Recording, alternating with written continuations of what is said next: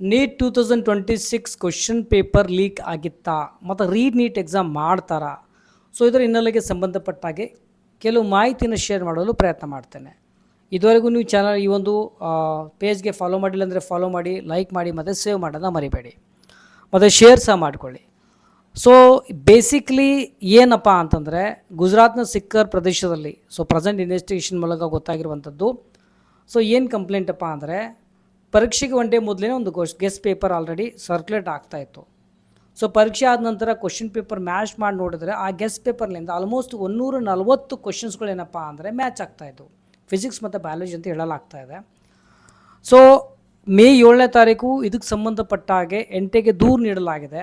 ಆಮೇಲೆ ಅದನ್ನು ಚೆಕ್ ಮಾಡಿ ಅದನ್ನೇನಪ್ಪ ಅಂದ್ರೆ ಹೈಯರ್ ಅಥಾರಿಟಿಗೆ ರಿಪೋರ್ಟ್ ಮಾಡಿ ಆಮೇಲೆ IBಗೆ ರಿಪೋರ್ಟ್ ಮಾಡಿದರೆ ಇನ್ವೆಸ್ಟಿಗೇಷನ್ ಮಾಡಿ ಅಂತ. ಈವನ್ ಗುಜರಾತ್ನ SOG ಗ್ರೂಪ್ ಸಹ ಇನ್ವೆಸ್ಟಿಗೇಷನ್ ಮಾಡ್ತಾ ಇದೆ, ಸ್ಪೆಷಲ್ ಆಫೀಸರ್ ಗ್ರೂಪ್ ಇನ್ವೆಸ್ಟಿಗೇಷನ್ ಮಾಡ್ತಾ ಇದೆ. ಸೊ ಹಾಗಾಗಿ ಅಫಿಷಿಯಲಿ ಇನ್ನೂ ಕಂಪ್ಲೀಟಾಗಿ ಏನೂ ಕನ್ಫರ್ಮ್ ಆಗಿಲ್ಲ. ಸೊ ಆಲ್ಮೋಸ್ಟ್ ಏನಪ್ಪ ಅಂದರೆ 140 ಕ್ವಶನ್ಸ್ಗಳು ಎಕ್ಸಾಕ್ಟ್ಲಿ ಮ್ಯಾಚ್ ಆಗಿದೆ ಅಂದರೂ ಅದೇಗೆ ಸಾಧ್ಯ, ಎಷ್ಟಂದರೆ ಕೋಇನ್ಸಿಡೆನ್ಸ್ ಆಗೋಂತೂ ಸಾಧ್ಯ ಇಲ್ಲ. ಇವನ್ ಆಪ್ಷನ್ಸ್ ಸಹ ಕರೆಕ್ಟ್ ಇವೆ.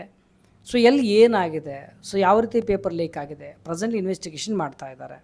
ಏನು ಮಾಸ್ ಲೆವೆಲ್ ಏನಪ್ಪ ಅಂದರೆ ಇದು ಸರ್ಕ್ಯುಲೇಟ್ ಆಗಿದೆಯಾ ಅಥವಾ ಲೋಕಲೈಸ್ಡ್ ಇದೆಯಾ? ಸೊ ಇದು ಎಲ್ಲದ್ರ ಮೇಲೆ ಡಿಪೆಂಡ್ ಆಗುತ್ತೆ, ರೀನೀಟ್ ಮಾಡಬೇಕಾ ಮಾಡಬಾರ್ದು ಅನ್ನೋದು.